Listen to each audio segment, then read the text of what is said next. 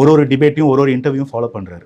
இப்படி பேசணும், எப்பயுமே பிலோ த பெல்ட் போகக்கூடாது, மற்றவங்க நமக்கு என்ன மரியாதை கொடுத்தாலும் நம்ம அவங்களுக்கு கொடுக்குற மரியாதை தான் நம்மளுடைய மரியாதை, அதை நீ கீப் அப் பண்ணிக்கணும், இன்னும் நிறைய படி, இதெல்லாம் படி. அவருக்கு ஒரு விஷன் இருக்கு நம்ம மாநிலத்தை பற்றியும் தேசத்தை பற்றியும், எப்படி எல்லாருக்கும் எல்லாம் கிடைக்கணும், என்னென்னலாம் மக்களோட அத்தியாவசியன்றது அவருக்கு ஒரு பார்வை, ஒரு புரிதல், தெளிவான புரிதல் இருக்கு.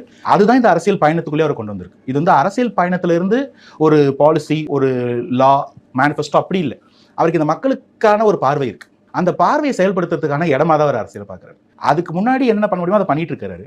அதுக்கு அடுத்த செக்மெண்ட், அடுத்த ப்ரொமோஷனா மக்களுக்கு அடுத்த கட்டமா பண்ணணும்னா என்ன பண்ணுமோ அதுக்கான ஒரு களமா தான் அரசியல் அவர் பார்க்குறாருன்னு என்னால் புரிஞ்சிக்க முடிஞ்சு. நிறைய தெரிஞ்சு வச்சிருக்காரு. நீங்க நம்பவே மாட்டீங்க, அவ்வளோ பாலிசி, அவ்வளோ கிளாரிட்டி இருக்கு.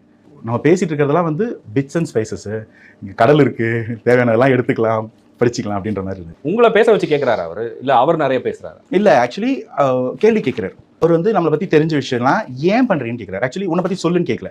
நீ சிவில் சர்வீஸ் ஆஸ்பிரண்ட்ல, ஒய் சிவில் சர்வீஸ், இப்போ ஏன் நீ டிவிகேவை சப்போர்ட் பண்ற, நீ என்ன பிளஸ்ஸா பாக்குற, இங்க என்ன ஸ்கோப் ஃபார் இம்ப்ரூவ்மெண்ட் இருக்கு, உன்னோட இன்புட் சொல்லு, வேற என்னென்னலாம் ஐடியா நீ வச்சிருக்க. ஸோ நம்ம கிட்ட நிறைய கேட்கிறாரு. இன்ஃபேக்ட் அவர் என்ன பண்றாருன்னா எனேபிள் பண்றாரு.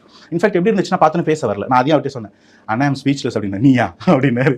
இல்லைண்ணா எனக்கு இப்போ பேச வரலன்னு. அதே மாதிரி அதுல அவரோட விஷன்ஸையும் ஷேர் பண்றாரு. அவர் வந்து இது மாதிரி ஒரு ஐடியா எனக்கு இருக்கு, இதுக்கு தான் நம்ம இதை பண்ணணும், இது இங்க போய் நிக்கணும், நெக்ஸ்ட் ஜென்ரேஷன் வந்து அப்பவே எக்ஸலா இருக்கணும், நம்மளுடைய காம்படிஷன் வந்து நாட்டுக்குள்ள இல்ல, ஸ்வீடனோடையும் சவுத் கொரியாவோடையும் கம்பேர் பண்ண வேண்டிய ஸ்டேட் இது. ஸோ இதுக்கு என்ன பண்ணணும், ஃபார்வர்ட் லுக்கிங்கா 20 வருஷம் கழிச்சு இந்த மாநிலம் எங்க இருக்கணும், 30 வருஷம் கழிச்சு எப்படி இருக்கணும், அந்த எல்லாமே அவருக்கு ஒரு கிளாரிட்டி இருக்கு.